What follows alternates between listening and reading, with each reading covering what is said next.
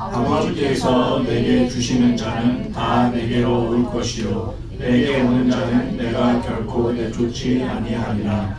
내가 하늘에서 내려온 것은 내 뜻을 행하려 함이 아니요 나를 보내신 이의 뜻을 행하려 함이니라.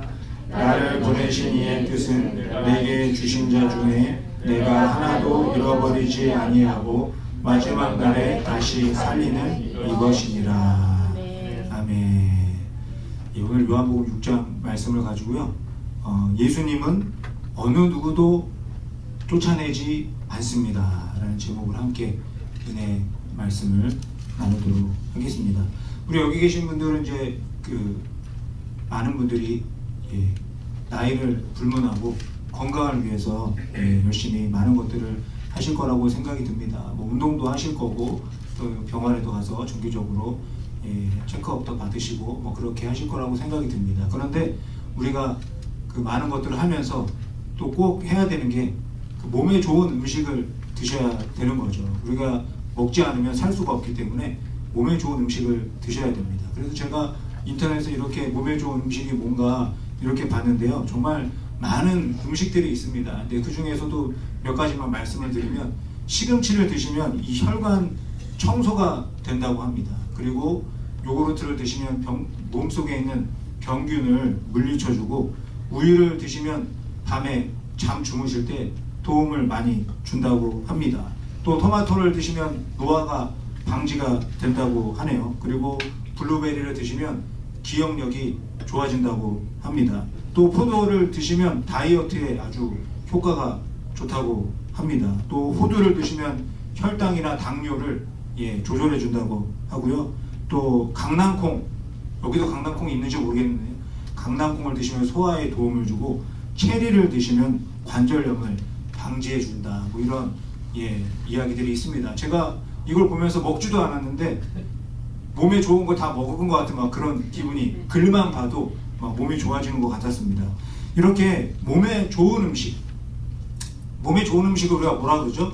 피가 되고 살이 되는 음식이다, 뭐 이런 이야기들을 많이 합니다. 이렇게 좋은 음식을 드시고 나면요, 이 음식을 통해서 공급을 받는 영양분을 잘 흡수를 해야 합니다. 그런데 우리가 몸을 잘 관리를 못하면요, 아무리 좋은 음식을 드셔도 이 영양분을 제대로 흡수를 할 수가 없습니다. 예를 들어서 스트레스를 너무 많이 받으면요, 이게 제대로 흡수가 안 되고, 또 과로하고 너무 피곤해도 좋은 음식을 드셔도 큰 효과를 볼 수가 없습니다.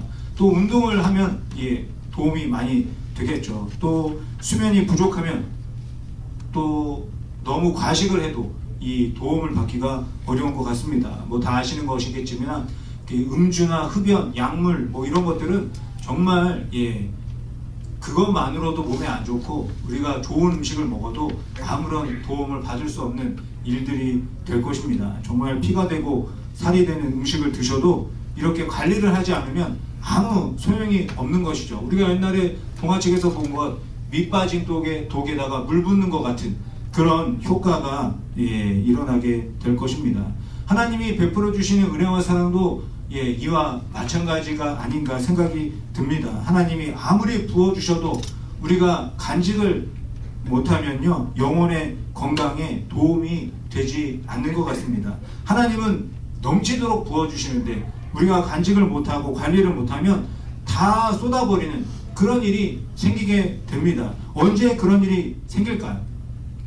뭐 많은 경우가 있을 수 있겠지만 몇 가지만 말씀드려보면요, 뭐 분노하거나 미워하거나 또 시기하거나 질투하거나 또 다른 사람과 비교하고 절망하는 그런 일들이 있을 것입니다.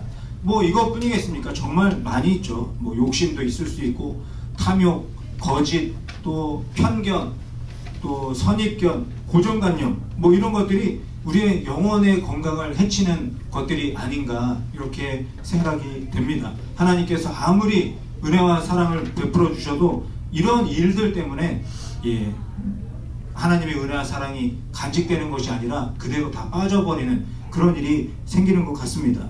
그런데 이런 일들이, 미워하고 분노하고 이런 일들이 언제 생길까요? 다른 사람과의 관계 때문에 생깁니다. 다른 사람과의 관계 때문에 하나님의 은혜와 사랑이 다 빠져버리는 그런 일이 생기게 됩니다. 예수님도 오늘 우리가 함께 읽은 말씀 뒷부분에서 이 살과 피에 대해서 말씀하고 있는 것을 볼 수가 있는데요. 요한복음 6장 54절 55절 말씀을 먼저 한번 같이 읽어보도록 하겠습니다. 내 살을 먹고 내 피를 마시는 자는 영생을 가졌고 마지막 날에 내가 그를 다시 살리리니 내 살은 참된 양식이요 내 피는 참된 음료로다. 예수님이 내가 피가 되고 살이 되는 존재다. 내 살이 양식이고 내 피가 음료다. 이렇게 말씀을 하고 계십니다. 그러면서 이 살과 피를 먹어라 이렇게 말씀하고 계십니다. 요한복음 6장 56절에서 말씀합니다. 우리 같이 한번 읽어보겠습니다. 내 살을 먹고 내 피를 마시는 자는 내 안에 거하고 나도 그의 안에 거하나니. 예수님이요 살과 피를 먹으라고 이렇게 말씀하고 계시는데 왜 살과 피를 먹으라고 말씀하시는 걸까요?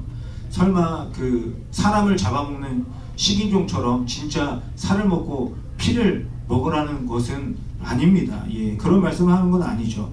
그 당시에도 이렇게 오해를 해가지고 그 많은 사람들이 예수님 곁을 떠나는 그런 일이 있었다고 합니다. 크리스찬이 모일 때마다 성찬이라는 것을 하는데 그 성찬하는 모습을 보니까 피를 먹고 살을 먹는 거예요. 그러니까 그걸 보고 오해를 하고 많은 사람들이 떠나갔다고 합니다.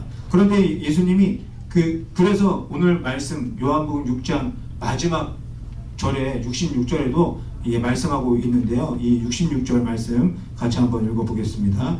그때부터 그의 제자 중에서 많은 사람이 떠나가고 다시 그와 함께 다니지 아니하더라. 이렇게 말씀하고 있습니다. 도대체 예수님이 말씀하시는 살과 피가 무엇이길래 이렇게 많은 사람들이 오해를 하고 떠나는 것일까요? 예수님이 말씀하시는 살과 피는요, 사실은 순수한 은혜와 사랑을 말하고 있는 것입니다. 예수님의 살과 피처럼 순수한 것이 어디에 있겠습니까? 특별히 예수님이 이 순수한 은혜와 사랑을 말씀하시는 이유가 있습니다. 왜냐하면 이 율법주의자들과 바리새인들이 율법을 완전히 변질시켜 놨기 때문입니다. 그리고 이 율법보다도 이 유대 민족들이 지키고 있는 전통이 더 중요하다, 이렇게 잘못된 것을 강조하고 있는 이 모습을 보면서 예수님이 순수한 은혜와 사랑, 나의 살과 피를 먹고 마셔라, 이렇게 말씀하고 있는 것이죠. 이사야 53장에 보면요, 이사야 선지자가 너무나 귀한 말씀을 하고 있는데요. 그 중에서 5절 말씀 우리 한번 같이 읽어보겠습니다. 그가 찔림은 우리의 허물 때문이요 그가 상함은 우리의 죄악 때문이라. 그가 징계를 받음으로 우리는 평화를 누리고 그가 채찍에 맞음으로 우리는 나음을 받았도다. 이사야 선지자가 예수님이 이 땅에 오시기 전에 예수님의 십자가를 예언을 하고 있습니다. 저기서 그라는 것은 예수님을 말씀하시는 것이죠. 예수님이 왜 나의 죄와 나의 허물 때문에 대신해서 찔리고 십자가에서 죽으신 것일까요? 이유는 단 한 가지입니다. 저와 여러분을 사랑하시기 때문입니다. 어떤 수고나 대가를 바라고 이런 사랑을 우리에게 보여주신 것이 아니죠. 아무런 이유나 조건 없이 그저 순수하게 베풀어 주시는 사랑입니다. 순수하게 저와 여러분을 사랑하시기 때문에 예수님이 살과 피를 찢기시고 흘리시면서 우리에게 사랑을 표현하고 계시는 것이죠. 몸의 건강을 위해서 피가 되고 살이 되는 음식을 챙겨 드시는 것처럼 영혼의 건강을 위해서는 순수한 예수님의 사랑인 살과 피를 먹고 마시라고 말씀하고 계시는 것입니다. 그래야 예수님이 나에게 베풀어 주시는 이 은혜와 사랑을 간직하며 이 세상을 살아갈 수 있기 때문입니다. 잘못하면 다 쏟아버리는 그런 안타까운 일이 생기기 때문이죠. 그런데 더 놀라운 사실이 있습니다. 그것이 무엇이냐면 하나님은 계속해서 은혜와 사랑을 저와 여러분에게 베풀어 주신다는 것입니다. 얼마만큼 베풀어 주실까요? 밑빠진 독이 차고 넘칠 때까지 계속해서 하나님은 은혜와 사랑을 베풀어 주시는 것입니다. 아멘. 이것이 성경에서 말하는 은혜와 사랑, 사랑이라고 말씀하고 있습니다. 아멘. 그래서 우리가 그 은혜와 사랑 때문에 다시 하나님을 바라보고 다시 하나님께로 나아갈 수 있게 되는 것이죠. 아멘. 내가 무언가 잘했기 때문에 이런 사랑을 베풀어 주시는 것이 아닙니다. 하나님은 아무 이유 없이 순수하게 넘치도록 이 은혜와 사랑을 저와 여러분에게 베풀어 주고 계시는 것입니다. 아멘. 그렇다면 하나님은 왜 이렇게 넘치도록 계속해서 은혜와 사랑을 저와 여러분에게 베풀어 주시는 것일까요? 이 하나님께 받은 은혜와 사랑을 다른 사람에게도 차별하지 말고 나누고 베풀라고 이 은혜와 사랑을 저와 여러분에게 주시는 것입니다. 아멘. 값없이 받았으니 값없이 나눠주라고 말씀하고 있는 것이죠. 아멘. 우리가 받은 이 놀라운 사랑 얼마나 감사합니까? 이 사랑을, 이 은혜를 값없이 다른 사람들에게 나눠주면 사람들도 야 좋아라고 받겠습니까? 그런 사람도 있겠지만 그렇지 않은 사람도 있습니다. 그렇지 않을 때는 어떻게 하라고 예수님이 말씀하시나요? 마가복음 6장 11절에서 말씀하는데요. 우리 마가복음 6장 11절 말씀 같이 읽어보겠습니다. 어느 곳에서든지 너희를 영접하지 아니하고 너희 말을 듣지도 아니하거든 거기서 나갈 때 발 안의 먼지를 떨어버려 그들에게 증거를 삼으라 하시니. 복음을 전할 때 받아들이는 사람은 축복해 주고 또 받아들이지 않는 일이 생겼을 때는 발의 먼지처럼 그렇게 생각해라, 이렇게 예수님이 말씀하고 있습니다. 은혜와 사랑을 전했는데도 받지 않는 사람들 때문에 실망하고 절망하지 말라고 예수님이 제자들을 격려하면서 말씀하고 계시는 것이죠. 이와 반대인 경우도 있습니다. 그 반대인 경우가 뭐냐면 선지자 요나의 경우가 있습니다. 하나님이 이 선지자 요나에게 정말 넘치는 은혜와 사랑을 베풀어 주셨습니다. 하나님께 받은 은혜와 사랑을 나누라고 요나에게 허락해 주셨습니다. 그런데 이 받은 은혜와 축복을 하나님이 가서 전하라고 어느 한 곳을 말씀해 주시는데요. 그곳이 어디냐면 니느웨입니다. 니느웨.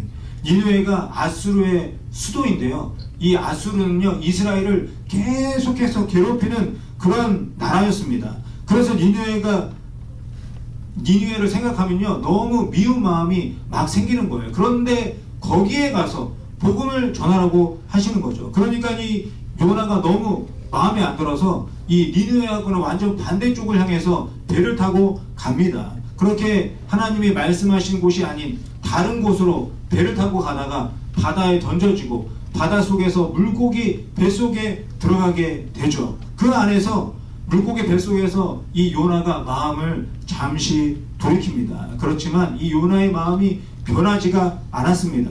니느웨는 망해야 되는 나라인데 이 원수와 같은 니느웨에 어떻게 하나님의 은혜와 사랑을 전할 수 있단 말인가. 이 하나님의 말씀을 듣고 이 니느웨가 이 마음속에서 계속해서 화가 부글부글 끓어올랐습니다. 그래도 하나님이 살려주셨기 때문에 일단 그곳에 가서 복음을 전합니다. 요나 3장 4절에서 볼 수가 있는데요. 우리 이 말씀 같이 한번 읽어보겠습니다. 요나가 그 성읍에 들어가서 하루 동안 다니며 외쳐 이르되 40일이 지나면 니느웨가 무너지리라 하였더니. 여기 말씀에 보면요, 요나가 성읍에 들어가서 하루 동안 다녔다 이렇게 말씀하고 있는데요. 이 앞에 말씀에 보면요, 니느웨 성이 얼마나 크냐면 남자 어른이 한 4일은 다녀야지 다닐 수 있을 만큼 큰 성읍이다 이렇게 말하고 있습니다. 그런데 요나는 하루만 다녔다고 말하고 있죠. 요나가 너무 하기 싫어서 억지로 그냥 하루 동안 대충대충 다니면서 하나님의 말씀을 전했던 것입니다. 어찌되었든 요나는 하나님의 말씀에 따라서 이 복음을, 은혜와 사랑을 전했습니다. 그러고 난 다음에 요나가 어떻게 했냐면 이 니느웨 수도가 너무 잘 보이는 높은 곳으로 올라갑니다. 왜 올라갔냐면 요나가 전한 은혜와 사랑을 니느웨 사람들이 받아들이지 않고 망하는 꼴을 보고 싶어서 그 높은 곳으로 이 요나가 올라갔습니다. 복음은 전했지만 이 사람들은 받아들이지 않을 거야. 이 요나는 그렇게 생각을 했던 것 같습니다. 그런데 어떻게 되었습니까? 망해야 될 니느웨가 망하지 않았습니다. 망하지 않을 뿐만이 아니라 그 복음을 듣고 하나님 앞에 회개하고 하나님이 다시 살려주는 그런 은혜를 경험하게 됩니다. 하나님은 이들의 기도를 들으시고 마음을 바꾸셨다 말씀하고 있는데요. 요나 3장 10절에서 말씀하고 있습니다. 우리 같이 한번 읽어보도록 하겠습니다. 하나님이 그들이 행한 것 곧 그 악한 길에서 돌이켜 떠난 것을 보시고 하나님이 뜻을 돌이키사 그들에게 내리리라고 말씀하신 재앙을 내리지 아니하시니라. 얼마나 놀랍고 감사한 은혜와 사랑입니까? 니느웨는 복음을 듣고 회개하고 구원을 받게 되었습니다. 그런데 이 모습을 보고 요나가 엄청나게 화를 냅니다. 이 나라는 망해야 되는 나라인데 이게 말이 됩니까? 저 못된 나라를 심판하셔야지 왜 그냥 놔두십니까? 하나님 지금 제대로 하시는 것 맞나요? 뭔가 잘못 알고 계시는 것 아닌가요? 이러실 거면 차라리 저를 죽여주세요. 이렇게 말을 하고 있습니다. 이 말이 요나 4장 1절부터 3절에 기록되어져 있는데요. 우리 같이 한번 읽어보겠습니다. 요나가 매우 싫어하고 성내며 야훼께 기도하여 이르되 야훼여 내가 고국에 있을 때 이러하겠다고 말씀하지 아니하였나이까. 그러므로 내가 빨리 다시스로 도망하여 싸우니 주께서는 은혜로우시며 자비로우시며 노하기를 더디하시며 인애가 크시사 뜻을 돌이켜 재앙을 내리지 아니하시는 하나님이신 줄을 내가 알았음이니이다. 야훼여 원하건대 이제 내 생명을 거두어 가소서. 사는 것보다 죽는 것이 내게 나음이니이다 하니. 요나는요 지금 하나님을 막 하나님 앞에서 비꼬는 말을 하고 있는 겁니다. 요나는 하나님께 화를 내면서 항의를 하고 있습니다. 이걸 보면요 도대체 누가 하나님이고 누가 요나인지 모를 정도로 이 요나가 하나님 앞에서 화를 내고 있습니다. 이 일 때문에 요나에게 베풀어 주신 그 하나님의 은혜와 사랑이 다 쏟아져 버리게 되는 일이 생깁니다. 그리고 반대로 아수르, 니느웨에 살고 있는 사람들은 그 복음을 듣고 하나님 앞에 엎드려 기도해서 오히려 그 은혜와 사랑을 받고 살아나는 그런 일이 생겨나게 되었습니다.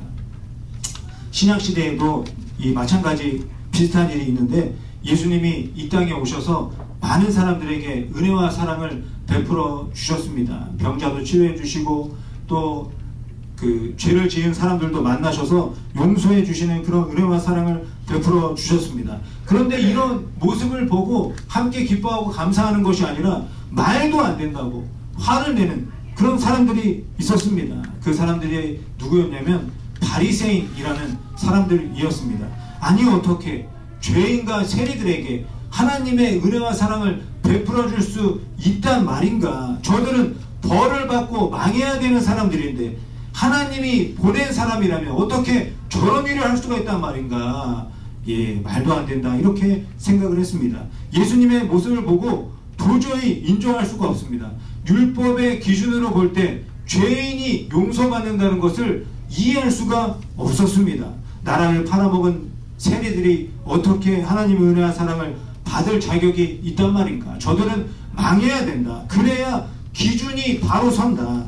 율법을 지키지 않는 죄인들이 어떻게 용서를 받을 수 있단 말인가? 그러면 율법의 권위가 떨어진다. 반드시 처벌해야 된다. 정말 강하게 반발을 했습니다.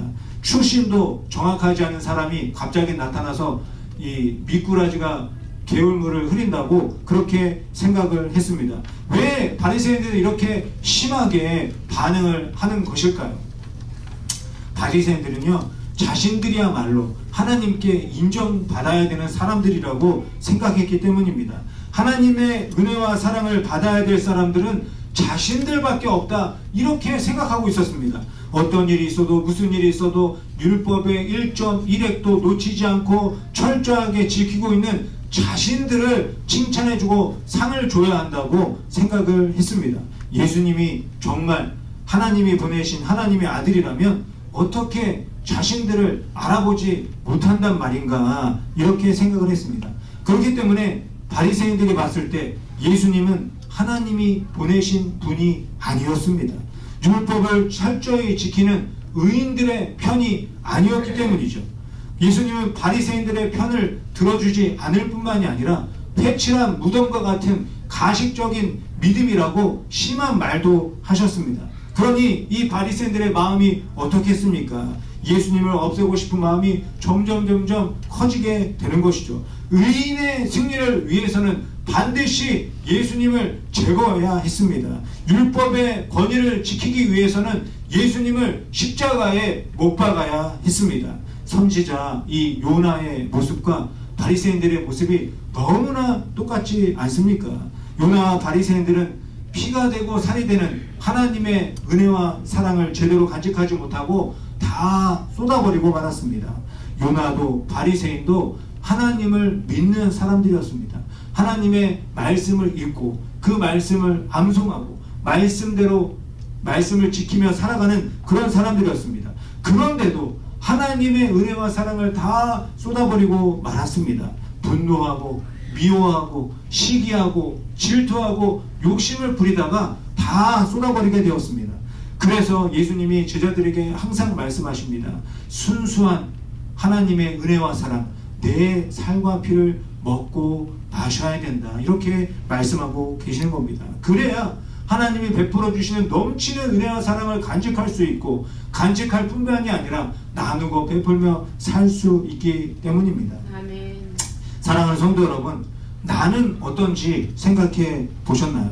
하나님이 베풀어 주신 은혜와 사랑을 잘 간직하며 살아가고 계신가요? 아니면 다 쏟아버리고 계신가요?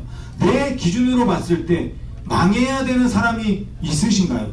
내가 미워할 짓만 골라서 하는 그런 사람들이 있으신가요? 그리고 내가 미워하는 사람이 잘 되는 모습을 보면 하나님은 도대체 뭐 하시는 건가? 이런 생각이 드시나요? 사랑하는 성도 여러분, 우리가 믿는 진리가 무엇입니까? 하나님은 모든 사람을 동일하게 사랑하신다는 것입니다. 어느 누구도 차별하지 않고 사랑하십니다. 그 사랑이 저와 여러분에게도 주어진 것 아니겠습니까? 예수님의 살과 피는요, 모든 사람을 향한 순수한 은혜와 사랑입니다. 어떤 한 사람만을 위한 은혜와 사랑이 아니죠. 요나만을 위한 것도 아니고 바리새인들만을 위한 것도 아닙니다. 예루살렘이나 이스라엘만을 위한 것도 아니죠. 하와이 순복음 교회만을 위한 것도 아닙니다. 내 기준을 위해서 예수님이 살이 찢기고 피를 흘리신 것이 아닙니다. 내 기준을 내려놓고 하나님의 기준을 가지고 이 세상을 살라고 예수님이 십자가에서 죽으신 것입니다. 예수님이 십자가에서 죽기 전에 어떤 말씀을 하셨습니까? 누가복음 22장 42절에서 예수님이 말씀하십니다. 우리 한번 같이 읽어보겠습니다.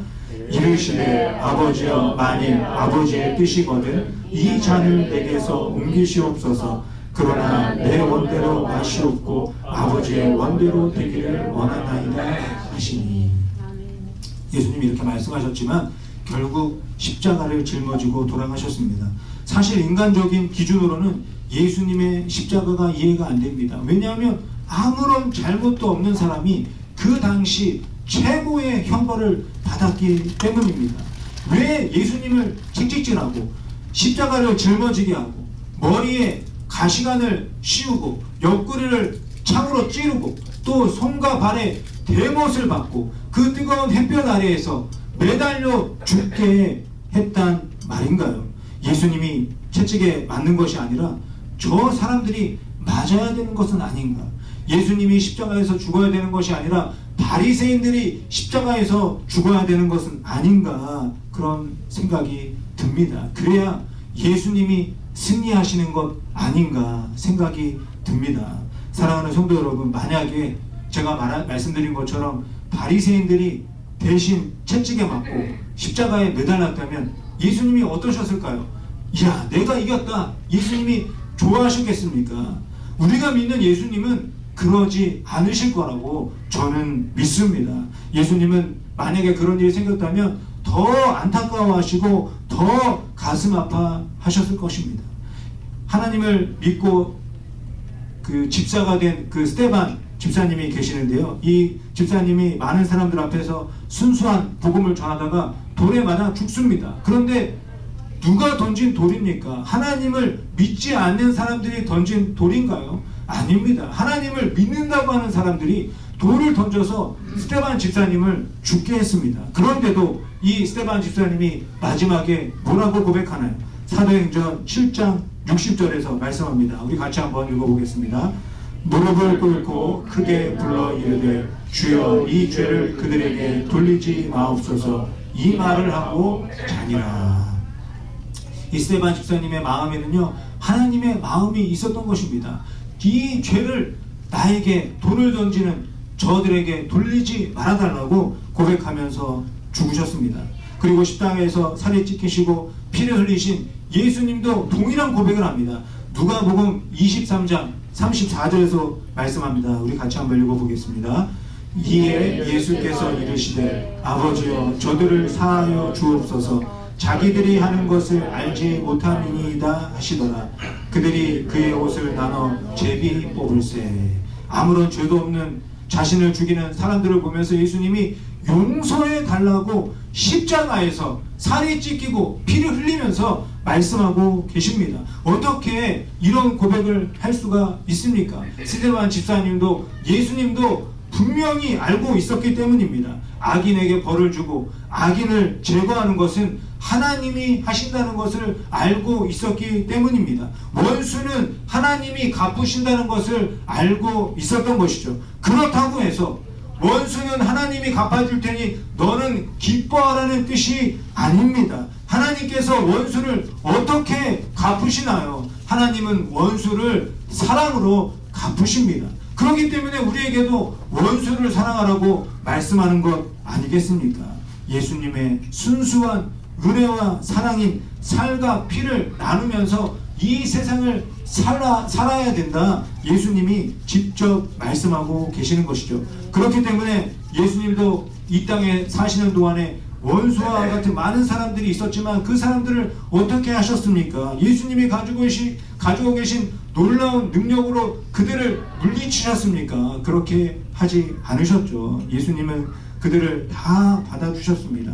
모든 사람들을 사랑으로 받아주셨습니다. 어느 누구도 내쫓지 않으셨습니다. 요한복음 6장 37절, 아까 우리가 처음 읽었던 말씀인데요. 우리 다시 한번 같이 읽어보겠습니다. 아버지께서 내게 주시는 자는 다 내게로 올 것이요 내게 오는 자는 내가 결코 내쫓지 아니하리라. 나에게 보내주신 자를 내 기준을 가지고 내가 절대 내쫓지 않겠습니다. 이 말씀을 예수님이 하고 계시는 것입니다. 그 사랑을, 예수님의 이 놀라운 사랑을 받은 사람 중에 한 명이 저 아니겠습니까? 그리고 이 자리에 앉아 계신 여러분 아니겠습니까? 그런데 아직도 원수를 가지고 계신 분이 계십니까? 아직도 원수를 내가 갚으려고 하는 분이 계십니까? 저와 여러분을 사랑하시는 예수님이 말씀하십니다. 내 살과 내 피를 먹었으니 이제부터는 하나님의 원수로 살지 말고 하나님의 자녀로 영원히 나와 함께 사랑하며 살자 말씀하고 계십니다. 하나님이 나를 이처럼 사랑하셔서 나를 받아주셨다는 이 놀라운 진리를 믿으시기를 바랍니다. 나를 이처럼 사랑하시는 주님이 이 땅의 모든 사람도 다 사랑하신다는 것을 믿으시기를 바랍니다. 어느 누구도 차별하지 않고 사랑하시는 하나님인 줄 믿습니다. 사랑하는 성도 여러분, 복음은 한마디로 요약하면 사랑입니다. 순수한 사랑입니다. 그리고 교회는 순수한 사랑의 공동체입니다. 교회는 비즈니스가 아닙니다. 인원과 헌금을 채워야 하는 비즈니스가 아닙니다. 다른 교회와 경쟁하는 업체가 아닙니다. 교회는 어느 누구도 원수로 생각하지 않는 곳입니다. 누구라도 사랑할 대상으로 여기는 공동체입니다. 로마서 13장 8절에서 사도 바울이 이야기합니다. 이 말씀 같이 읽어보겠습니다. 피차 사랑의 빛 외에는 아무에게든지 아무 빛도 지지 말라. 남을 사랑하는 자는 율법을 다 이루었느니라. 남을 사랑하는 자가 율법을 다 이룬 사람이라고 사도 바울이 선포하고 있습니다. 인원이 늘어나고 건물이 커지는 것이 부흥이 아니라 순수한 사랑이 회복되는 것이 부흥이라고 말씀하고 있습니다. 예수님처럼 살과 피로 내가 가지고 있는 모든 것으로 서로 사랑하는 순수한 사랑이 차고 넘치는 교회가 부흥하는 교회라고 말씀하고 있습니다. 사랑하는 성도 여러분, 어떤 사람이라도 내가 가지고 있는 기준으로 차별하며 내쫓지 마시기 바랍니다. 예수님의 살과 피를 통해 받은 그 순수한 은혜와 사랑을 가지고 아낌없이 대가 없이 나누며 살아가시기 바랍니다. 그래서 서로에게 사랑의 빛 외에는 어떤 빛도 지지 않고 이 세상을 살아가는 저와 여러분이 되시기를 예수님의 이름으로 간절히 축원드립니다.